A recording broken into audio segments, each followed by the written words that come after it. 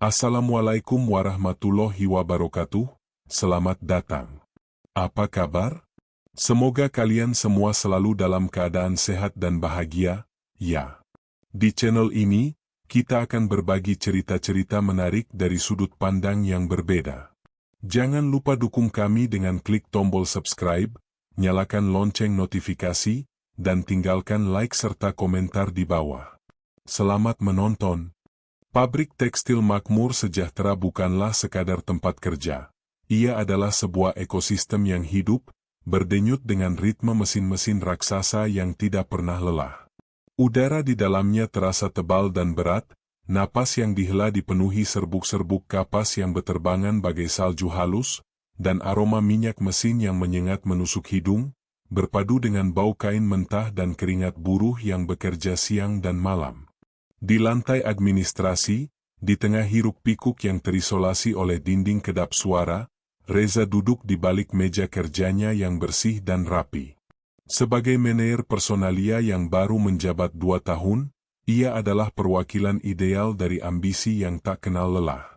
Usianya baru 30, namun pikirannya setajam pisau bedah dan mentalnya sekuat baja. Baginya, angka adalah segalanya, efisiensi adalah dewa, dan masalah adalah anomali yang harus dihilangkan dari sistem secepat mungkin. Ia memandang para buruh bukan sebagai individu dengan kisah hidup, melainkan sebagai sumber daya, aset yang dapat dipertukarkan untuk memaksimalkan produksi. Suasana pagi yang cerah, pukul 9 lewat, diwarnai oleh keheningan yang tiba-tiba. Mesin-mesin yang tadinya bergemuruh bagai guntur, kini mati total. Keheningan itu begitu asing dan memekakan telinga, menciptakan vakum yang menyesakkan dada. Ribuan buruh menghentikan pekerjaan mereka, mata mereka saling berpandangan dengan kebingungan, dan rasa cemas mulai menyebar di antara mereka. Keheningan ini tidak wajar. Keheningan ini adalah pertanda buruk. Reza, yang sedang meneliti data statistik absensi, langsung bangkit dari kursinya. Ia keluar dari ruangannya, berjalan menuju lorong yang dipenuhi dengan staf administrasi yang panik. Beberapa detik kemudian, suara yang tidak ingin didengar siapapun terdengar.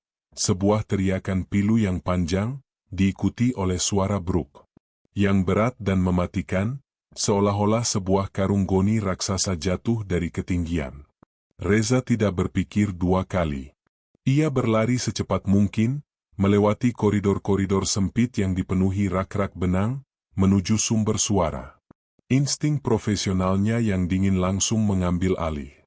Ia melihat kerumunan buruh sudah berkumpul di area gudang bahan baku di lantai 3, sebuah tempat yang jarang dilewati dan terisolasi dari area produksi utama.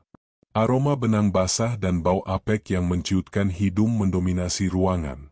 Buruh-buruh itu berdesakan, wajah mereka pucat, dan beberapa wanita muda menutup mulut mereka, seolah-olah mereka baru saja menyaksikan sesuatu yang mengerikan. Reza menerobos kerumunan itu. Yang ia lihat adalah pemandangan yang tak akan pernah ia lupakan. Seorang buruh wanita, Siti, tergeletak di lantai, tubuhnya berlumuran darah yang masih segar. Rambutnya yang panjang terurai, menutupi sebagian wajahnya, dan sebuah luka menganga di kepalanya. Di sekelilingnya, tumpukan karung benang berantakan, dan sebuah tali derek mesin penggulung yang tergantung di langit-langit terlihat di sampingnya. Wajah Siti yang tadinya selalu tersenyum ramah, kini terlihat damai, namun pucat dan dingin. Napasnya sudah berhenti. Reza merasakan perutnya mual, namun ia berhasil menahannya. Ia harus profesional. Ia harus mengambil kendali. Jangankan semua orang, teriak Reza, suaranya dipenuhi otoritas yang dipaksakan. Jangan sentuh apa-apa. Para buruh bubar, dan Reza segera menelepon tim keamanan dan pihak manajemen. Dalam hitungan menit, tim medis tiba. Mereka memeriksa Siti, lalu menggelengkan kepala. Siti sudah meninggal. Beberapa saat kemudian, Pak Hadi, direktur utama pabrik, tiba dengan wajah dingin yang tak berperasaan. Ia melihat mayat Siti sekilas, lalu berbisik kepada Reza, kecelakaan.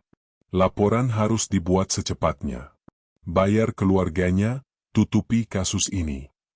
Reza mengangguk, namun ia tidak bisa menghilangkan rasa aneh di hatinya. Keadaan di lokasi terlalu bersih. Tidak ada buruh lain yang melihat kejadian itu, tidak ada saksi. Laporan keamanan menunjukkan bahwa semua kamera CCTV di area gudang bahan baku dan sekitarnya mati total pada jam yang sama saat kecelakaan itu terjadi. Sebuah kebetulan yang terlalu sempurna untuk menjadi kenyataan. Timnya bergerak cepat. Mereka menyiapkan laporan kecelakaan, menandatanganinya, dan memberikan uang kompensasi yang sangat besar kepada keluarga Siti. Jumlahnya cukup untuk membangun sebuah rumah baru dan memulai bisnis kecil. Keluarga Siti, yang putus asa dan sedih, tidak memiliki pilihan lain. Mereka menerima uang itu dan menandatangani sebuah perjanjian yang menyatakan bahwa mereka tidak akan menuntut perusahaan. Kasus Siti ditutup. Bagi manajemen, Siti hanyalah angka, sebuah kerugian finansial yang harus dikelola. Bagi Reza, ia hanyalah sebuah kasus yang harus ia tangani. Namun, di dalam lubuk hatinya, rasa bersalah mulai tumbuh. Ia adalah bagian dari tim yang menutupi kasus ini. Ia tidak melakukan tugasnya sebagai seorang manajer personalia yang seharusnya melindungi buruh. Ia hanya melakukan tugasnya sebagai seorang karyawan yang loyal kepada perusahaannya. Ia tahu, ia tidak akan pernah bisa melupakan wajah Siti yang pucat. Ia tidak bisa melupakan bagaimana ia mengurus kasus ini, bagaimana ia menjadi bagian dari sistem yang membungkam kebenaran demi keuntungan. Malam itu, di rumahnya yang sunyi, Reza mencoba untuk tidur. Namun, matanya tidak bisa terpejam. Ia memikirkan wajah Siti yang pucat, senyumnya yang ramah, dan bagaimana ia berakhir. Ia merasa, ada sebuah rahasia yang tersembunyi di balik kematiannya. Sebuah rahasia yang sangat gelap, yang tidak ingin diketahui oleh siapapun. Ia tahu, ia tidak bisa hanya diam. Ia harus mencari tahu apa yang sebenarnya terjadi. Ia harus mencari tahu apa yang disembunyikan oleh pihak manajemen. Ia harus mencari tahu mengapa Siti harus mati. 1 minggu setelah kematian Siti dan penutupan kasusnya, sebuah aura aneh mulai menyelimuti pabrik tekstil Makmur Sejahtera. Awalnya, teror itu datang dengan cara yang sangat halus. Para buruh yang bekerja di shift malam mulai mengeluh. Mereka mengatakan bahwa mereka mendengar suara-suara aneh di sekitar area tempat Siti meninggal. Suara-suara itu terdengar seperti bisikan yang tak jelas, seperti suara tangisan anak kecil yang tersesat, atau bahkan suara senandung yang pilu, yang tiba-tiba muncul dan menghilang. Mereka mencoba untuk mengabaikannya, tetapi suara-suara itu semakin sering muncul, dan mereka mulai merasa takut. Reza, yang mendengar keluhan-keluhan itu, hanya menganggapnya sebagai halusinasi. Ia percaya, itu hanyalah efek psikologis dari kecelakaan yang baru saja terjadi. Ia mencoba menenangkan para buruh, ia mengatakan bahwa itu hanya suara-suara biasa, dan tidak ada yang perlu ditakutkan. Namun, teror itu tidak berhenti. Ia semakin intens. Mesin-mesin yang seharusnya mati, tiba-tiba menyala sendiri di malam hari. Lampu-lampu berkedip-kedip, dan suhu di pabrik terasa lebih dingin. Para buruh yang bekerja di shift malam mulai melihat bayangan-bayangan yang bergerak di sudut-sudut pabrik. Bayangan-bayangan itu terlihat seperti siluet seorang wanita yang kurus, yang berjalan dengan langkah yang lambat dan berat. Mereka mencoba untuk mengabaikannya, tetapi bayangan itu semakin sering muncul, semakin jelas, dan semakin menakutkan. Suatu malam, seorang buruh, yang bekerja di dekat area tempat Siti meninggal, berteriak histeris. Ia mengatakan bahwa ia melihat arwah Siti. Arwah itu, katanya, berdiri di sampingnya, menatapnya dengan mata yang kosong. Ia berteriak dan lari, dan ia tidak pernah kembali ke pabrik. Berita tentang hantu Siti menyebar seperti api di antara para buruh. Mereka semua menjadi sangat takut. Mereka semua menolak untuk bekerja. Mereka semua mengatakan, Arwah Siti tidak tenang, dan ia ingin membalas dendam. Pihak manajemen menjadi panik. Pabrik itu tidak bisa beroperasi, dan mereka kehilangan uang setiap harinya. Pak Hadi, direktur pabrik, memanggil Reza ke ruangannya. "Reza, apa yang terjadi?" tanyanya, suaranya dipenuhi kemarahan. Semua buruh ketakutan. Mereka tidak mau bekerja. "Lakukan sesuatu." "Saya sudah mencoba, Pak," jawab Reza. "Saya sudah mencoba menenangkan mereka. Tapi mereka semua percaya bahwa ada hantu." "Hantu?" Pak Hadi tertawa, tawanya terdengar seperti sebuah gema yang mengerikan. "Ini abad ke-21, Reza. Tidak ada hantu. Ini semua hanya imajinasi mereka. Bayar mereka lebih banyak, atau pecat mereka. Kita harus mengembalikan pabrik ini beroperasi." Reza tahu, ia tidak bisa melakukan itu. Para buruh tidak akan kembali. Mereka terlalu takut. Reza tahu, ia harus mencari tahu apa yang sebenarnya terjadi. Teror itu tidak hanya terjadi di pabrik. Teror itu mulai menghantui Reza di kantornya. Malam itu, saat ia sedang bekerja lembur, ia mendengar suara ketukan di pintunya. Ia melihat ke arah pintu, namun tidak ada siapa-siapa. Ia kembali bekerja, dan ia mendengar ketukan itu lagi, kali ini lebih keras. Ia bangkit, dan ia membuka pintunya. Hening. Ia kembali duduk, dan ia melihatnya. Sebuah bayangan hitam yang besar, berdiri di sudut ruangannya. Bayangan itu terlihat seperti siluet seorang wanita, dengan rambut panjang yang menutupi wajahnya. Reza terperanjak. Ia tidak bisa bergerak. Ia hanya bisa menatap bayangan itu. Bayangan itu perlahan-lahan bergerak, ia mendekat, dan ia berhenti di belakangnya. Reza bisa merasakan hawa dingin yang menusuk dari belakangnya. Ia mendengar sebuah bisikan yang sangat pelan, yang begitu dekat dengan telinganya. "Kau yang menutup kasusku." Bisik suara itu, suaranya terdengar seperti sebuah rintihan yang menyakitkan. "Kau yang bertanggung jawab." Reza berteriak. Ia melompat dari kursinya, dan ia lari keluar dari ruangannya.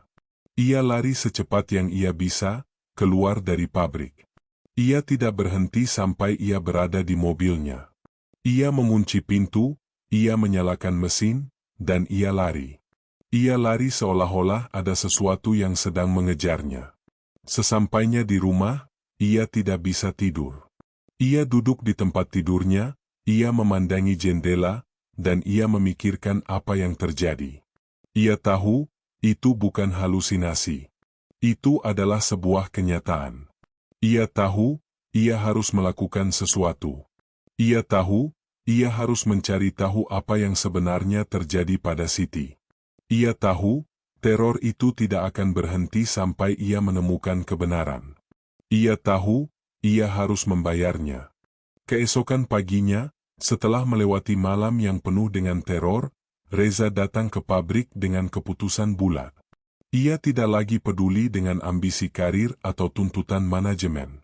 Ia hanya peduli dengan satu hal, menemukan kebenaran di balik kematian Siti. Ia tahu, teror itu tidak akan berhenti sampai ia melakukannya. Langkah pertamanya adalah mencari tahu lebih banyak tentang Siti. Ia tidak bisa hanya mengandalkan laporan perusahaan yang sudah dimanipulasi. Ia harus mendapatkan informasi dari sumber yang paling kredibel, teman-teman dekat Siti di pabrik. Tentu saja, tugas ini tidak mudah. Para buruh masih trauma dan ketakutan. Mereka semua menghindarinya, menatapnya dengan pandangan curiga. Mereka melihatnya sebagai perpanjangan tangan dari manajemen yang telah mengabaikan nyawa seorang rekan kerja. Reza tidak menyalahkan mereka. Ia tahu, ia adalah bagian dari masalah. Ia harus membangun kembali kepercayaan mereka. Ia memutuskan untuk mendekati mereka dengan cara yang lebih personal, tidak sebagai manajer, tetapi sebagai manusia. Ia pergi ke kantin buruh, duduk di sebuah meja kosong, dan menunggu. Beberapa buruh yang mengenalnya mencoba untuk menjauh, tetapi Reza tetap di sana. Ia tidak memaksa mereka untuk berbicara. Ia hanya menunggu. Setelah beberapa saat, seorang buruh muda bernama Jaka, yang dikenal sangat dekat dengan Siti, mendekati mejanya. Jaka adalah seorang pria kurus dengan mata yang terlihat lelah dan penuh dengan kesedihan.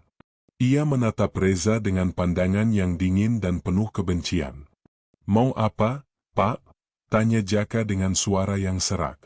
"Puas sudah menutup kasus Siti?" Reza tidak menjawab. Ia hanya menatap Jaka, matanya dipenuhi dengan rasa bersalah yang tulus.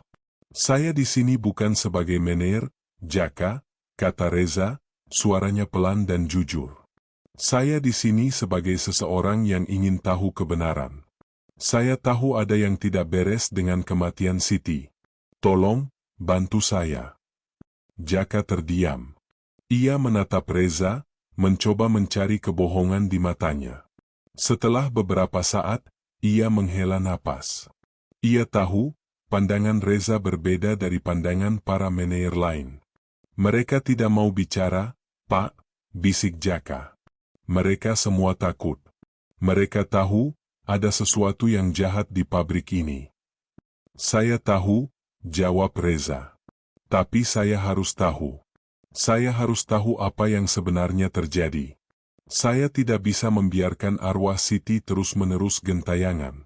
Saya tidak bisa membiarkan kebenaran terkubur." Mendengar nama Siti dan teror yang terjadi, Jaka akhirnya menyerah. Ia duduk di seberang meja Reza, dan ia mulai bercerita. "Siti tidak jatuh, Pak," kata Jaka, suaranya nyaris berbisik. "Ia didorong. Saya tidak melihat siapa yang melakukannya, tetapi saya tahu ia didorong." Reza terkejut. Meskipun ia sudah menduga hal itu, mendengar konfirmasi langsung dari saksi mata yang tidak terlihat, membuatnya merasakan sebuah beban berat. "Bagaimana kau tahu?" tanya Reza. "Saya dan Siti sering bekerja di area itu," kata Jaka. "Siti mengatakan, ada seseorang yang mengancamnya. Ia mengatakan bahwa ia akan membongkar rahasia orang itu. Ia sangat takut, Pak. Ia berjanji akan memberitahu saya semuanya, tapi ia tidak pernah punya waktu." "Siapa yang ia ancam?" tanya Reza, suaranya penuh dengan urgensi. "Apakah ia menyebutkan nama?" Jaka menggelengkan kepalanya. Ia tidak mau. Ia hanya mengatakan, orang itu sangat berpengaruh. Seseorang yang memiliki kekuatan di pabrik ini. Apa rahasia yang ia sembunyikan? Jaka kembali menggelengkan kepalanya.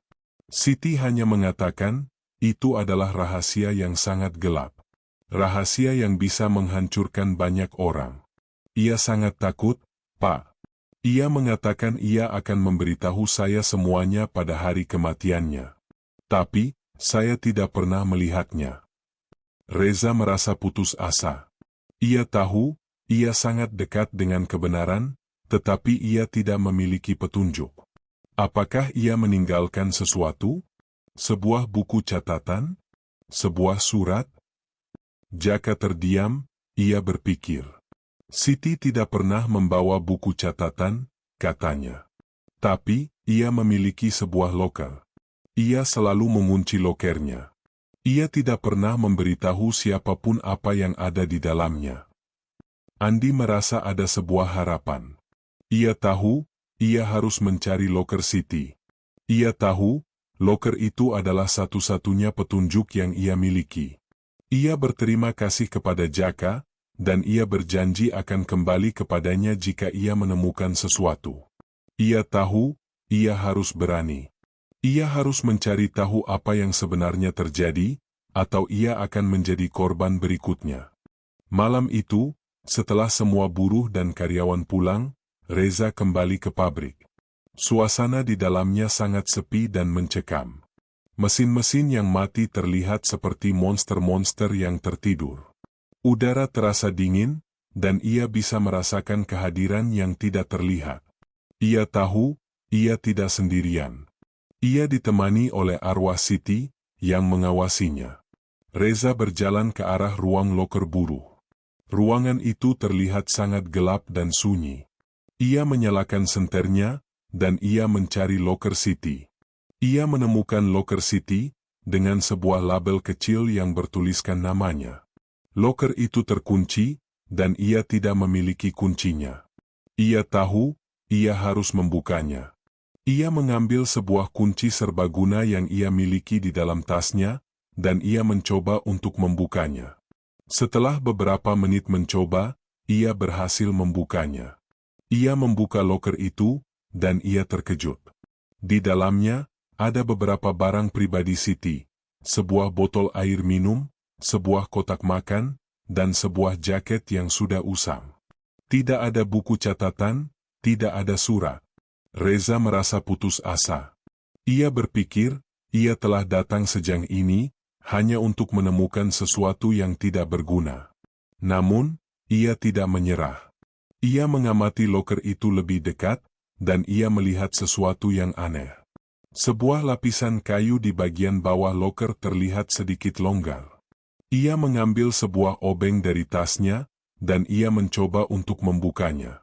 Setelah beberapa menit mencoba, ia berhasil membukanya. Di bawahnya, ada sebuah ruangan kecil yang tersembunyi. Di dalamnya, ada sebuah kotak kecil. Reza membuka kotak itu, dan di dalamnya, ia menemukan dua benda. Benda pertama adalah sebuah foto.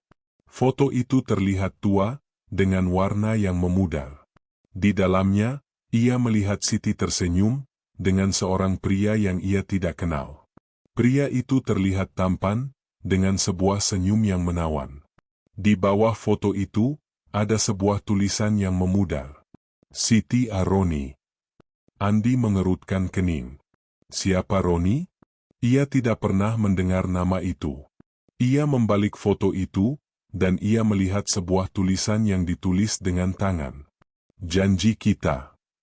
Benda kedua adalah sebuah surat. Surat itu belum selesai ditulis. Isinya adalah sebuah tulisan tangan yang bergetar. Roni, aku takut, kau akan tahu, rahasia ini, jika kau mencoba untuk membungkamku, aku akan membongkar semuanya. Surat itu terputus di sana. Reza merasakan bulu kuduknya merinding. Ia tahu, ia telah menemukan sesuatu yang sangat penting. Roni adalah orang yang didorong oleh Siti. Ia adalah orang yang bertanggung jawab atas kematiannya. Ia tahu, ia harus mencari tahu siapa Roni. Saat ia hendak mengambil foto dan surat itu, ia mendengar suara. Suara itu begitu pelan, begitu dekat, seolah-olah ada seseorang yang berbisik di samping telinganya. Jangan ambil. Bisik suara itu. Reza menoleh, dan ia melihatnya. Sosok Siti berdiri di depannya. Matanya yang kosong menatapnya, dan ia terlihat sangat sedih. Ia menggelengkan kepalanya, seolah-olah ia tidak ingin Reza mengambil benda-benda itu. Reza bingung. Kenapa? Bukankah ia ingin kebenaran terungkap? Tiba-tiba, ia merasakan hawa dingin yang menusuk dari belakangnya. Ia merasakan kehadiran yang lain. Sebuah kehadiran yang jahat, yang sangat kuat.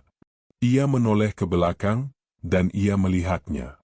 Sosok bayangan hitam yang besar, berdiri di belakangnya. Sosok itu tidak memiliki wajah, hanya kegelapan yang pekat. Reza merasakan bulu kuduknya berdiri. Ia tahu, ia tidak sendirian. Ada sesuatu yang lain di dalam loker itu. Tiba-tiba, suara langkah kaki terdengar dari kejauhan. Reza menjadi panik. Ia tidak punya waktu. Ia mengambil foto dan surat itu, dan ia memasukkannya ke dalam tasnya. Ia menutup loker itu, dan ia menguncinya. Ia tidak menoleh ke belakang. Ia hanya lari. Ia lari secepat yang ia bisa, keluar dari ruang loker itu.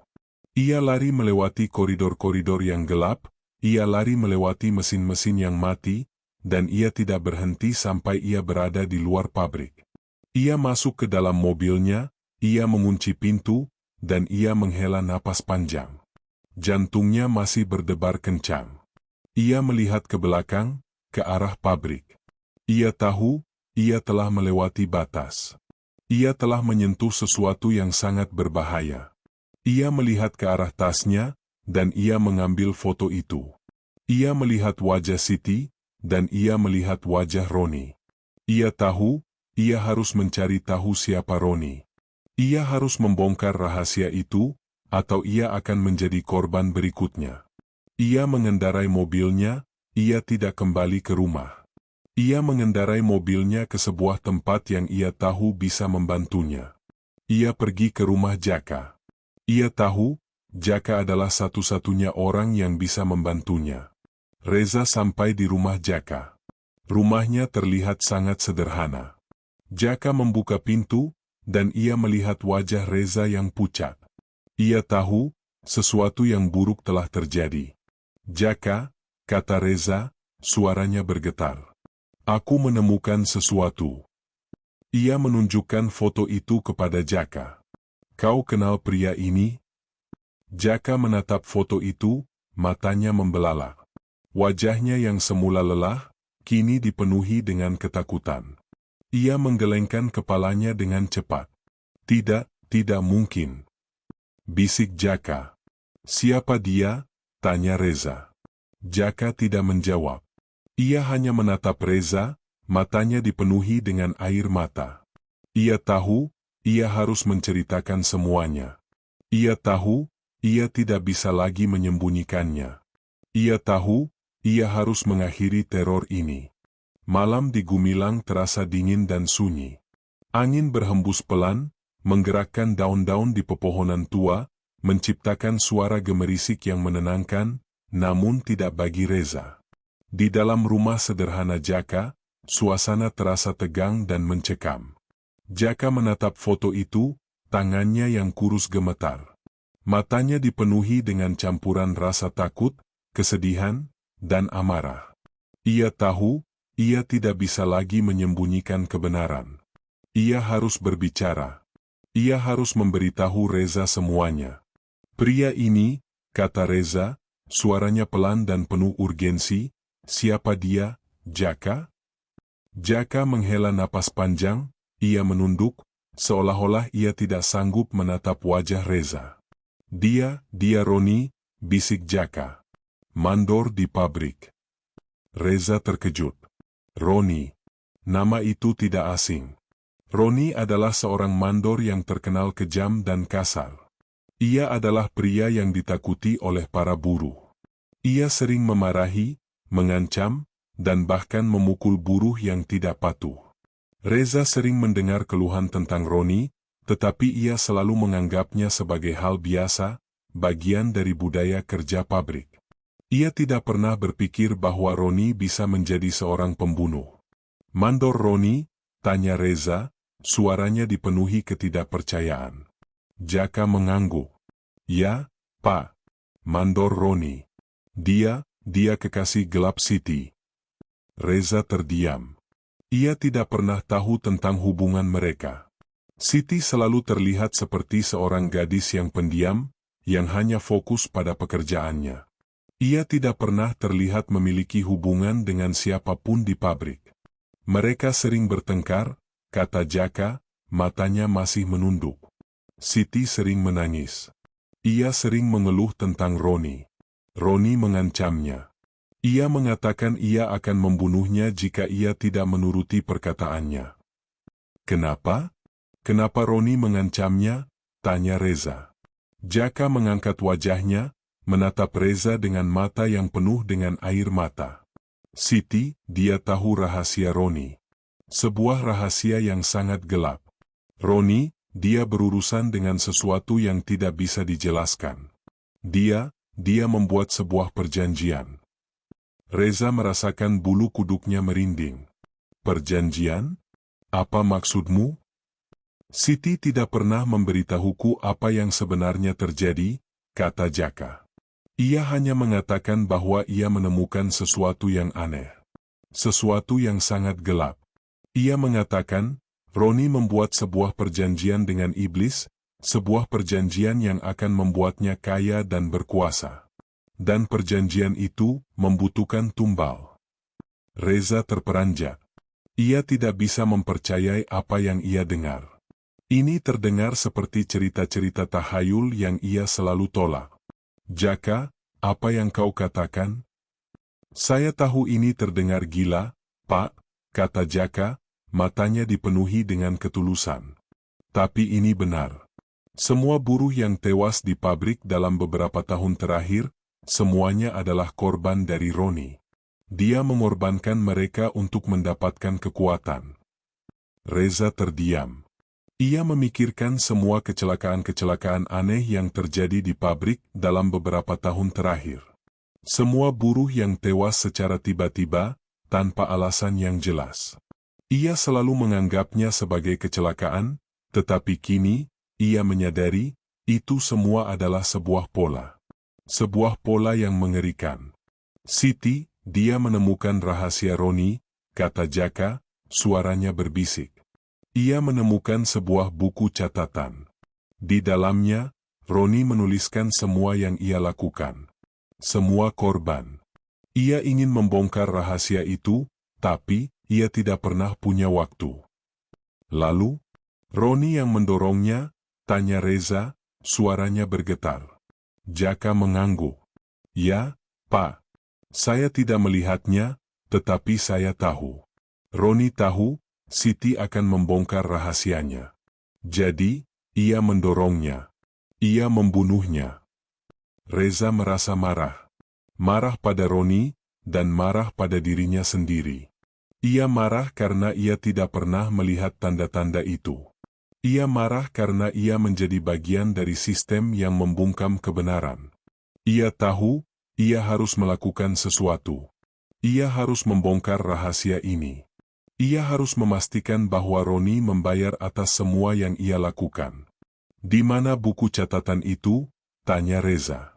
Siti menyembunyikannya, kata Jaka. Ia tidak pernah memberitahuku di mana. Ia hanya mengatakan, ia menyembunyikannya di suatu tempat yang aman. Sesuai dengan pengakuan Jaka, ada kemungkinan ia telah membuang suratnya ke tempat lain. Namun, ada kemungkinan ia telah menyembunyikannya di suatu tempat yang ia kenal. Reza merasa ada sebuah harapan. Ia tahu, ia harus mencari buku catatan itu.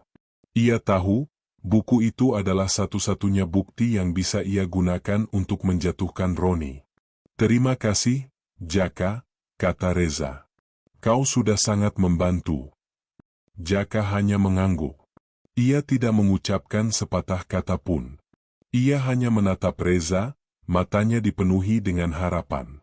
Ia tahu, ia telah memberikan semua yang ia miliki. Ia tahu, sisanya ada di tangan Reza. Reza mengucapkan selamat tinggal kepada Jaka, dan ia kembali ke mobilnya. Di dalam mobilnya, ia menatap foto itu, ia menatap wajah Siti yang tersenyum, dan ia menatap wajah Roni yang menawan. Ia tahu, ia harus melakukannya. Ia harus membongkar rahasia ini. Pagi itu, Reza tidak langsung pergi ke kantor. Ia pergi ke rumah Roni. Ia tahu, ia harus berani. Ia harus menghadapi Roni secara langsung. Ia harus menuntut Roni untuk mengatakan yang sebenarnya. Rumah Roni terlihat sangat mewah. Sebuah rumah besar yang dibangun dengan gaya modern, kontras dengan rumah-rumah buruh yang sederhana. Reza tahu, Roni mendapatkan uang itu dari hasil kejahatannya. Reza mengetuk pintu rumah Roni. Setelah beberapa saat, Roni membuka pintu. Wajahnya terlihat lelah dan pucat, matanya bengkak, seolah-olah ia tidak tidur semalaman. Ia menatap Reza dengan pandangan yang terkejut, namun ia mencoba untuk bersikap tenang. Reza, tanyanya. Ada apa kau datang ke sini? Aku datang untuk bicara, Roni, jawab Reza, suaranya tenang dan tegas. Tentang Siti. Seketika, wajah Roni yang semula tenang langsung berubah menjadi panik. Matanya membelalak, ia mencoba untuk menutup pintu. Namun, Reza lebih cepat. Ia mendorong pintu itu, dan ia masuk ke dalam. Roni terlihat sangat ketakutan. Apa yang kau bicarakan? Pergi dari sini, teriak Roni. Aku tahu, Roni, kata Reza, ia menunjukkan foto yang ia temukan. Aku tahu kau yang membunuh Siti. Jaka sudah memberitahuku semuanya. Roni terdiam. Wajahnya semakin pucat. Ia menatap foto itu, dan ia menatap Reza. Ia tidak bisa lagi menyangkalnya. Ia tahu, ia telah tertangkap basah. Siti tidak jatuh, kata Reza.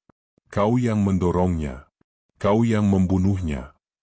Roni menggelengkan kepalanya dengan panik. Bukan, itu kecelakaan. Aku tidak melakukannya. Tiba-tiba, ia merasakan hawa dingin yang menusuk dari belakangnya. Bukan hawa dingin biasa. Hawa dingin itu terasa seperti hembusan es yang langsung menyentuh kulitnya. Ia tahu, itu adalah kehadiran arwah Siti. Ia menoleh ke belakang, dan ia melihatnya. Sosok Siti, berdiri di belakang Reza. Matanya yang kosong menatapnya, dan ia terlihat penuh dengan kebencian dan amarah. Roni berteriak. Ia terjatuh ke lantai, tangannya menutupi wajahnya. Tidak. Pergi. Pergi kau, teriaknya. Reza menoleh ke belakang, tetapi ia tidak melihat apa-apa. Ia hanya melihat Roni yang berteriak histeris, seolah-olah ia sedang berhadapan dengan sesuatu yang mengerikan. Reza tahu, ia harus memanfaatkannya. Siti tidak akan pergi, Roni, kata Reza, suaranya tenang. Ia tidak akan pergi sampai kau mengatakan yang sebenarnya. Sampai kau menghadapi konsekuensi dari perbuatanmu. Roni bergetar. Ia menatap ke arah Reza, matanya dipenuhi dengan ketakutan. Aku minta maaf, aku panik, aku tidak bermaksud. Apa yang kau sembunyikan, Roni? Tanya Reza. Katakan semuanya padaku. Tentang pesugihan, tentang perjanjian, tentang semua korban. Roni terdiam, ia melihat ke arah Reza. Ia tahu, ia tidak bisa lagi lari. Ia tahu, ia harus melakukannya. Ia harus mengatakan yang sebenarnya. Ia mengambil napas dalam-dalam, dan ia mulai bercerita. Ia menceritakan tentang bagaimana ia terancam dipecat karena kecurangan-kecurangan yang ia lakukan. Ia menceritakan tentang bagaimana ia menemukan sebuah buku kuno yang memberitahunya tentang sebuah ritual pesugihan yang sangat kuat. Ritual itu, katanya, membutuhkan tumbal darah. Aku melakukannya, aku mengorbankan mereka, kata Roni, air matanya mengalir. Aku membunuh mereka, dan aku memberikan nyawa mereka kepada iblis, dan sebagai gantinya, aku mendapatkan kekayaan dan kekuasaan. Reza merasa mual. Ia tidak bisa mempercayai apa yang ia dengar. Roni, seorang manusia, telah membunuh rekan-rekan kerjanya sendiri untuk mendapatkan kekuasaan. Dan Siti, dia tahu, kata Roni, suaranya bergetar. Dia menemukan buku catatan itu. Dia menemukan buktinya. Dia mengancam akan membongkar semuanya. Aku tidak punya pilihan, aku harus membungkamnya. Aku mendorongnya. Aku membunuhnya. Roni menatap Reza, matanya penuh dengan keputusasaan. Aku sangat menyesal, aku tidak tahu harus bagaimana. Reza merasakan sebuah beban berat di pundaknya. Ia telah menemukan kebenaran. Kebenaran yang sangat mengerikan. Ia tahu, ia harus melakukan sesuatu. Ia harus merekam pengakuan Roni. Ia harus membawanya ke polisi. Di mana buku catatan itu? Tanya Reza. Di mana kau menyembunyikannya? Aku tidak menyembunyikannya, kata Roni. Siti yang menyembunyikannya. Ia mengatakan ia menyembunyikannya di suatu tempat yang aman. Sesuai dengan lokasi yang tidak dicurigai oleh siapapun. Reza terkejut. Ia tidak percaya Roni. Ia tahu, Roni berbohong. Ia tahu, Roni tidak akan pernah mengatakan yang sebenarnya. Ia tahu, ia harus menemukannya. Ia harus menemukan bukti itu. Tiba-tiba, Suara langkah kaki terdengar dari dalam rumah. Roni menjadi panik. Ia berteriak, "Tidak! Pergi! Pergi kau!" Reza menoleh, dan ia melihatnya. Sosok-sosok bayangan yang besar, berdiri di belakang Roni. Sosok-sosok itu tidak memiliki wajah, hanya kegelapan yang pekat. Reza tahu, itu adalah arwah-arwah yang Roni bunuh. Mereka datang untuk mengambilnya. Aku harus pergi," bisik Roni. Ia mencoba untuk lari, namun ia tidak bisa. Ia terjatuh, dan ia merangkak ke arah Reza, tangannya menggapai-gapai. "Tolong, aku mohon, jangan biarkan mereka mengambilku."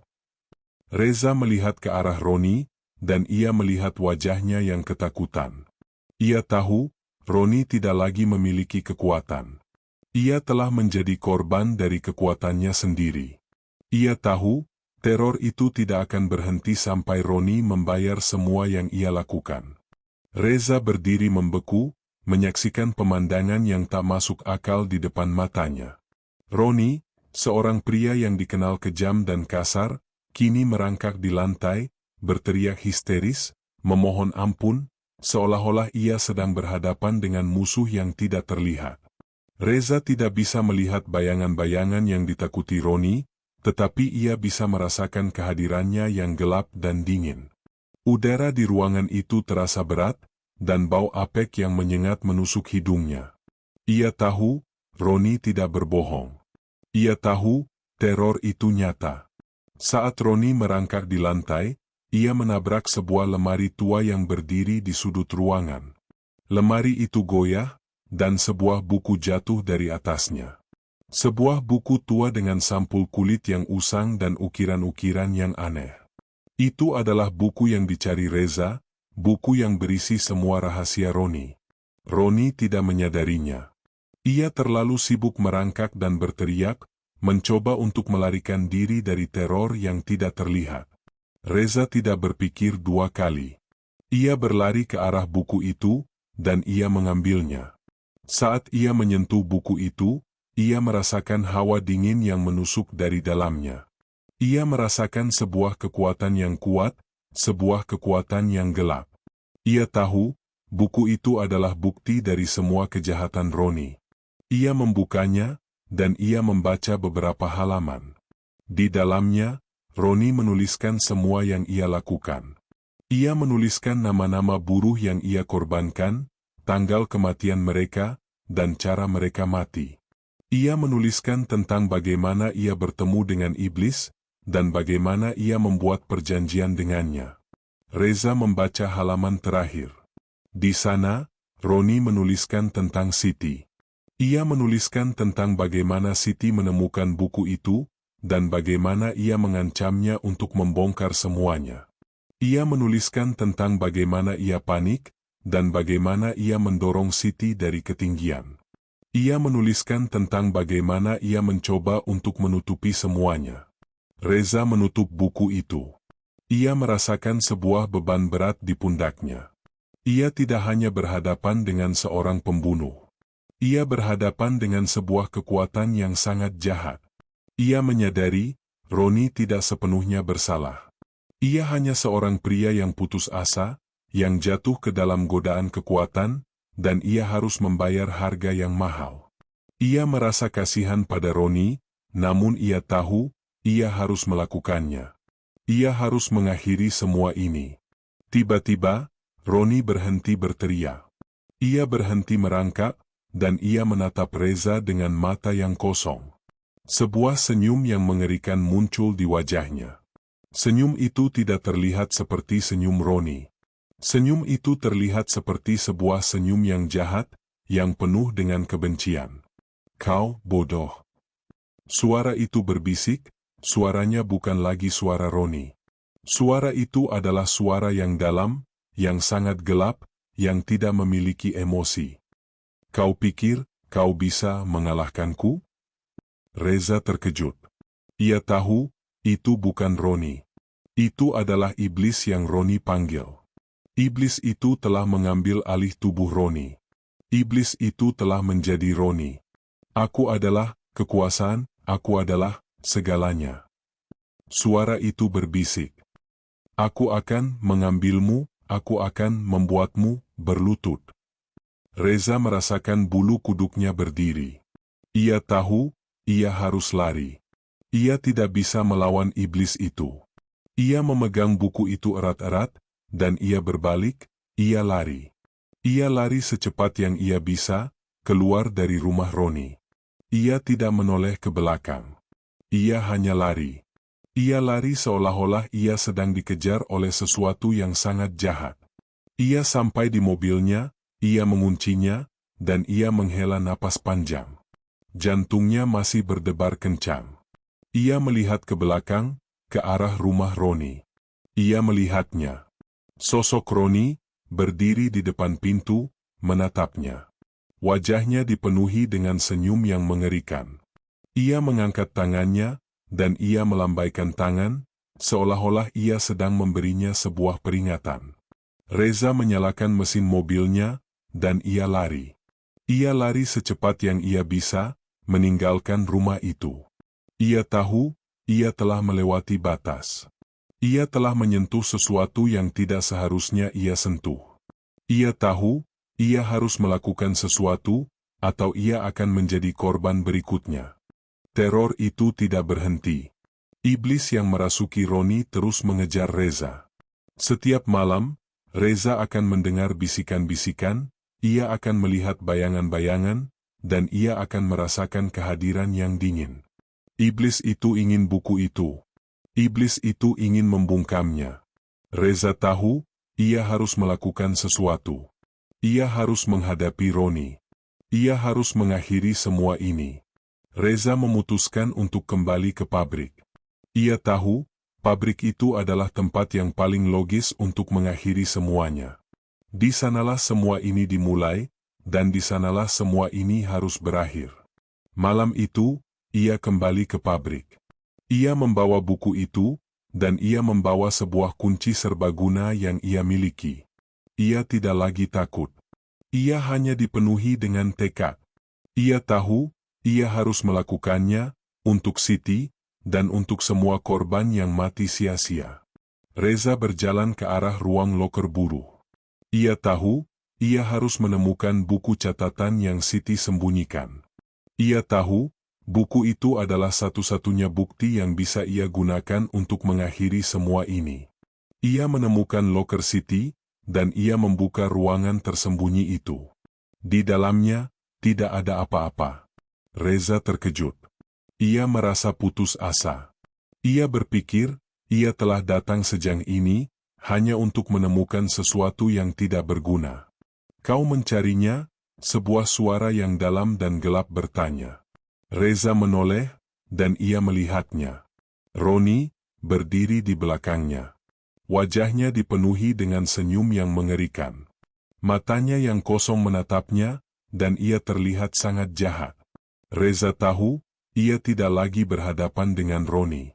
Ia berhadapan dengan iblis. Kau pikir, kau bisa mengalahkanku? Suara itu bertanya. Kau pikir, kau bisa menghancurkan kekuasaanku? Reza tidak menjawab. Ia hanya menatap Roni, matanya dipenuhi dengan tekad.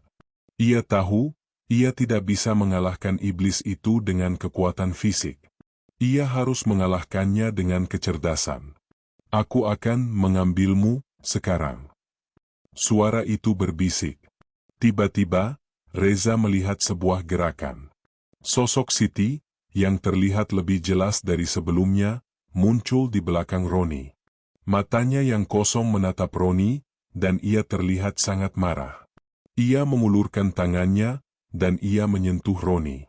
Saat ia menyentuhnya, Roni berteriak. Ia menjerit dengan suara yang mengerikan, dan ia jatuh ke lantai. Ia merangkak, mencoba untuk melarikan diri dari teror yang tidak terlihat. Tidak. Pergi. Pergi kau, teriak Roni. Reza tahu, ia harus memanfaatkannya. Ia harus melakukannya. Ia tidak punya waktu. Ia melihat ke arah Roni, dan ia melihat sebuah tas kecil yang tersembunyi di dalam pakaian Roni. Ia tahu, Itu adalah tas yang ia gunakan untuk membawa buku perjanjian itu. Ia tahu, ia harus mengambilnya. Ia berlari ke arah Roni, dan ia mencoba untuk mengambil tas itu. Roni berteriak, ia mencoba untuk melawannya, namun ia terlalu lemah. Reza berhasil mengambil tas itu. Di dalamnya, ia menemukan sebuah buku kuno. Buku yang sama dengan buku yang ia temukan di rumah Roni. Namun, buku ini adalah buku yang berbeda. Buku ini adalah buku perjanjian antara Roni dan iblis. Reza memegang buku itu, dan ia melihat arwah Siti. Arwah Siti menatapnya, ia mengangguk, seolah-olah ia memberinya sebuah petunjuk. Ia menunjuk ke arahnya, dan ia menunjuk ke arah mesin-mesin yang mati. Reza mengerti. Ia harus membakar buku itu di dalam mesin-mesin itu. Ia harus mengakhirinya di tempat yang sama di mana semua ini dimulai. Namun, sebelum ia melakukannya, ia merasakan hawa dingin yang menusuk dari belakangnya. Ia menoleh, dan ia melihatnya. Sosok Roni berdiri di belakangnya.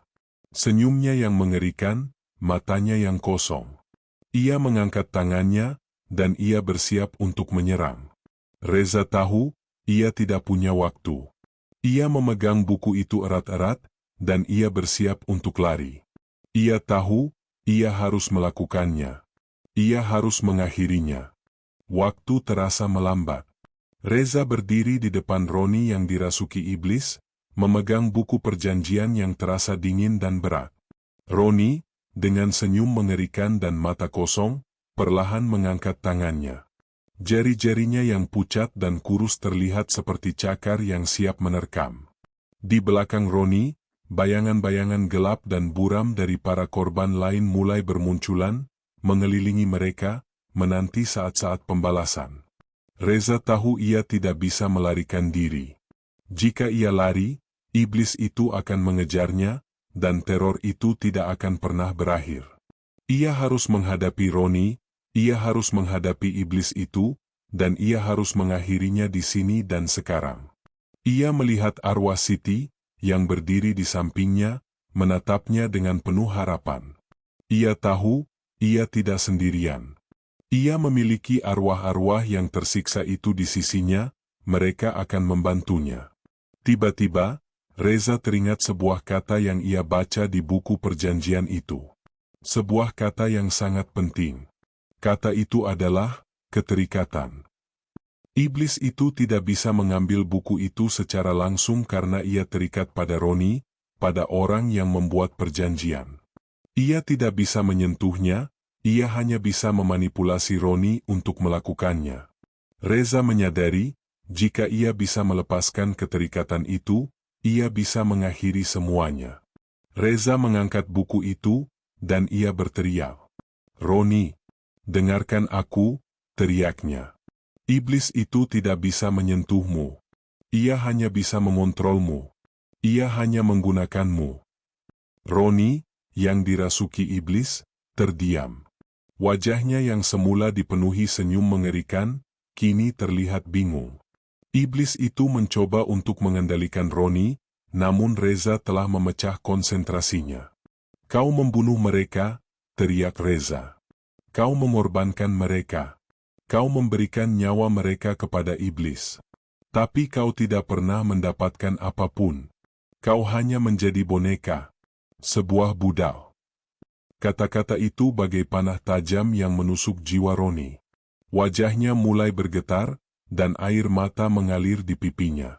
Iblis itu mencoba untuk mengendalikan Roni lagi, namun ia tidak bisa. Roni mulai melawan. Ia berteriak, ia berjuang, ia mencoba untuk melepaskan dirinya dari iblis yang merasukinya. Aku tidak mau. Roni berteriak, suaranya dipenuhi dengan penderitaan. Aku tidak mau. Saat Roni berjuang, ia melihat sebuah cahaya putih muncul dari dalam dirinya. Cahaya itu begitu terang, begitu kuat, sehingga iblis itu berteriak. Jeritan itu begitu mengerikan, begitu pilu, seolah-olah ia sedang dibakar hidup-hidup. Iblis itu perlahan-lahan ditarik keluar dari tubuh Roni. Tubuh Roni jatuh ke lantai, ia terlihat sangat lemah, namun ia terlihat damai. Iblis itu, kini terlihat seperti asap hitam yang pekat, mencoba untuk melarikan diri. Namun, arwah-arwah yang terperangkap itu, yang kini terlihat seperti manusia, tidak membiarkannya. Mereka mengelilinginya, dan mereka berteriak, mereka menjerit dengan suara yang penuh amarah. Mereka menyerang iblis itu, mereka menusuknya, mereka mencabik-cabiknya, seolah-olah mereka sedang membalaskan dendam mereka. Reza tidak peduli lagi. Ia mengambil buku perjanjian itu, dan ia berjalan ke arah mesin. Ia menemukan sebuah tungku pembakaran yang besar, yang digunakan untuk membakar limbah. Ia mengambil korek api, dan ia menyalakannya. Ia tahu, ia harus melakukannya. Ia harus mengakhiri semua ini. Ia melemparkan buku itu ke dalam tungku, dan api membumbung tinggi. Saat api itu menyala, ia melihat sebuah cahaya putih muncul dari dalam tungku. Cahaya itu begitu terang, begitu kuat, sehingga ia harus menutup matanya. Saat ia membukanya, ia melihatnya. Arwah-arwah yang terperangkap itu, kini terlihat seperti manusia, bersinar dengan cahaya putih, dan mereka mulai menghilang. Wajah-wajah mereka tidak lagi dipenuhi penderitaan. Wajah-wajah mereka dipenuhi dengan senyum. Mereka melayang, dan mereka menghilang, satu persatu, ke dalam cahaya. Di hadapannya, arwah Siti tersenyum. Senyumnya begitu manis, begitu tulus, dan ia terlihat sangat damai. Ia kemudian melayang, ia menyentuh wajah Reza dengan lembut. Sentuhan itu tidak lagi terasa dingin. Sentuhan itu terasa hangat, penuh dengan rasa terima kasih. Ia kemudian melayang, ia bergabung dengan cahaya, dan ia menghilang. Reza berdiri sendiri di dalam ruangan yang sunyi, dikelilingi oleh puing-puing buku perjanjian yang hancur. Ia merasakan sebuah kedamaian yang mendalam. Ia telah berhasil. Ia telah mengakhiri kutukan itu. Setelah semua teror itu berakhir, Reza melaporkan Roni ke polisi. Polisi, yang tidak percaya pada cerita Reza, mengabaikannya. Mereka menganggapnya sebagai halusinasi. Mereka menganggapnya sebagai cerita tahayul. Namun, Reza tidak peduli. Ia tahu, ia telah melakukan yang terbaik. Beberapa hari kemudian, sebuah kabar mengejutkan datang. Roni ditemukan tewas di pabrik, dengan cara yang sama seperti Siti. Tidak ada yang bisa menjelaskan kematiannya, tetapi Reza tahu. Ia tahu, itu adalah pembalasan. Ia tahu, itu adalah balasan dari semua yang ia lakukan. Ia tahu, iblis itu, yang telah ia buang, telah kembali, dan ia telah mengambil nyawa Roni. Reza akhirnya mengundurkan diri dari pekerjaannya. Ia tidak bisa lagi bekerja di tempat yang penuh dengan darah dan penderitaan. Ia tahu, ia tidak lagi bisa bekerja di tempat yang penuh dengan kebohongan dan penipuan. Ia tahu, ia harus memulai babak baru dalam hidupnya. Ia kembali ke rumahnya, ia tidak lagi dihantui oleh teror. Ia tidur nyenyak malam itu, mimpi-mimpinya tidak lagi dihantui oleh bayangan dan bisikan.